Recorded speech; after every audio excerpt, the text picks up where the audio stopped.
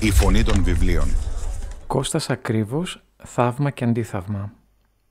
Ο παππούς Νικολής τον μεγάλο αδερφό του δεν τον θυμόταν. Πέθανε όταν ήταν 6 χρονών και εκείνος 12. Είχε πολύ καιρό να βρέξει στον Ασπρόλοφο και αποφάσισαν μια Κυριακή με πρόταση του πατέρα τους, που ήταν ο πρόεδρος του χωριού, να κάνουν λιτανία. Σχεδία σωτηρίας προς τον Θεό. Όλοι πήραν μέρος, εκτός από τον 12χρονο που βγήκε να κυνηγήσει πουλιά. Δεν είχε προφτάσει να επιστρέψει η πομπή στην εκκλησία και άρχισε να βρέχει. Στην αρχή ψιχάλες, μετά κανονική βροχή, ύστερα μπόρα, μπουμπουνιτά, στραπές, νερό και άλλο νερό, κατακλυσμός σωστός, οι χωρικοί κλείστηκαν στα σπίτια φοβισμένοι. Τον Αστέρι τον βρήκαν την επόμενη σε μια ρεματιά.